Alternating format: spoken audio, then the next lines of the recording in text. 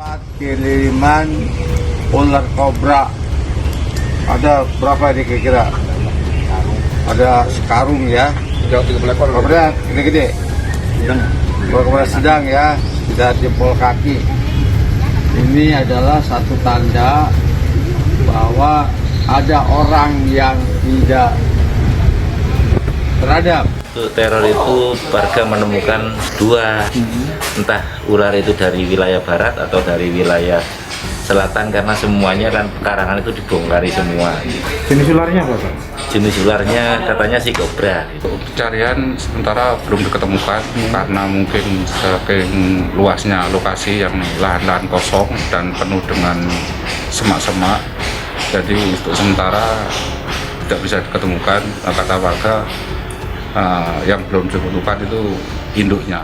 Saya tidak pernah mendapatkan kiriman apapun kecuali ada demo atau protes.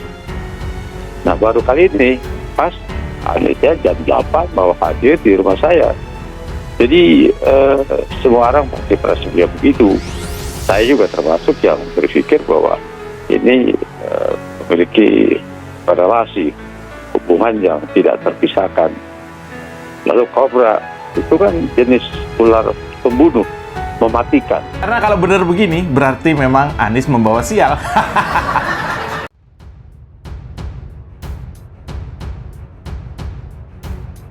Fakta 20 ular kobra teror rumah ex-gubernur Banten saat Anies datang. Nasdem singgung politik. Geger terjadi di rumah mantan gubernur Banten Wahidin Halim yang diteror 20 ekor ular kobra pada Rabu 25 Januari 2023 kemarin. Insiden ini terjadi saat Wahidin Halim bersama Anies Baswedan menggelar pertemuan akbar dalam acara yang bertajuk Anies Mendengar Warga Tangerang. Menurut keterangan Wahidin, 20 ekor kobra itu dilempar dalam karung di bagian belakang rumahnya. Ular belum sempat keluar. Wahidin lantas mengatakan, untungnya 20 ekor ular kobra yang diduga mematikan tidak sempat keluar dari karung. Petugas keamanan di rumah Wahidin Halim sudah menyisir area belakang rumahnya dan memastikan ular tersebut belum keluar dari karung. Wahidin juga menjelaskan di halaman belakang rumahnya itu tidak ada CCTV, sehingga wajah orang yang melemparkan sekarung ular kobra itu tidak diketahui. Akan tetapi, mereka mendapatkan CCTV yang berada di halaman rumah tetangga. Kamera CCTV itu kebetulan menghadap ke arah belakang rumah Wahidin. Kejadian dini hari ditemukan penjaga rumah. Wahidin lantas menjelaskan soal teror ular kobra itu terjadi pukul 03.30 WIB Rabu dini hari kemarin. Bukti rekaman CCTV. Pelaku dua orang dari rekaman CCTV itu terlihat ada dua orang berboncengan yang membawa karung dan melemparkannya ke halaman belakang rumah Wahidin. Dua orang itu disebut berbaju putih. Adapun polisi pun sudah mendatangi rumah Wahidin. Meski demikian, Wahidin enggan melaporkan secara resmi kejadian ini. Fadlin Akbar sebagai koordinator wilayah pemenangan Partai Nasdem Kota Tangerang mencurigai teror ini berkaitan dengan aktivitas politik. Teror ular kobra itu dilancarkan saat Anies selaku calon presiden dari Partai Nasdem bertamu ke rumah Wahidin. Partai Nasdem sebut elektabilitas Anies Baswedan stabil. Partai Nasdem menyebutkan bahwa elektabilitas Anies Baswedan sebagai calon presiden telah stabil. Nasdem diketahui telah mengusung Anies sebagai bakal capres untuk Pilpres 2024. Politikus Nasdem San Mustafa mulanya menyampaikan sejumlah survei elektabilitas telah dilakukan pada Desember 2022 dan Januari 2023. Dari survei yang ada, dia menyebutkan terjadi fluktuasi yang menurutnya lumrah terjadi.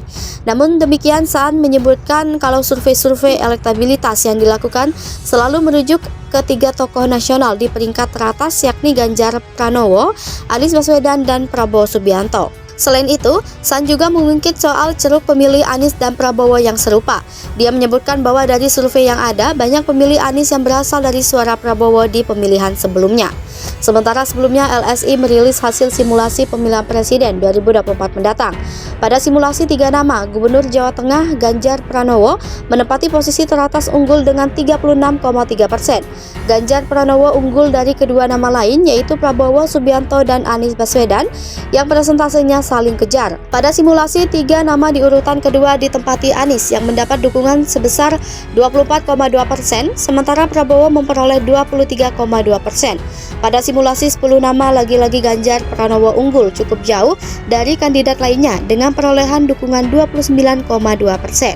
Dalam simulasi ini, Prabowo menempati posisi kedua dengan dukungan suara sebesar 19,4%. Anies mendapat 16,5%, Ridwan Kamil meraih 8,7%, Sandiaga memperoleh 3,4%, AHY mendapat 1,9%, dan Erick Thohir meraih 1,6%. Banjiri jantung Uni Eropa, puluhan ribu demonstran teriak stop gugat nikel. Unjuk rasa yang diorganisir Serikat Pekerja diikuti 70.000 hingga 80.000 demonstran pada Senin. Mereka memadati jalan-jalan di Brussel, jantung Uni Eropa, membuat kota itu macet. Selain mengekspresikan kemarahan atas meningkatnya biaya hidup di Belgia, banyak yang mengutuk Uni Eropa yang dipimpin Amerika Serikat dan keterlibatannya dalam gugatan biji nikel di WTO.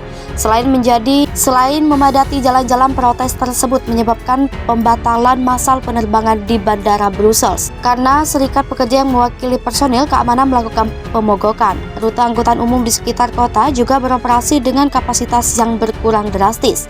Inflasi mencapai 9% di Belgia pada Juli, tertinggi dalam 4 dekade. Dengan daya beli menurun, pengunjuk rasa menuntut kenaikan gaji dan pemotongan pajak serta pencabutan gugatan nikel. Meski protes serupa terhadap kenaikan biaya telah terjadi di seluruh Eropa akhir-akhir ini, ribuan anggota Serikat Pekerja yang berunjuk rasa di London pada Sabtu hanya sedikit yang mengaitkan kenaikan harga dengan tindakan Uni Eropa dan anggotanya. Hanya 3 bulan yang lalu, beberapa pengunjuk rasa di Brussel mengibarkan bendera Indonesia dan menuntut agar UE mencabut gugatan nikel beberapa pekan sebelumnya. Ada demonstrasi di luar gedung Parlemen Eropa yang menyerukan sanksi untuk Uni Eropa. Brussels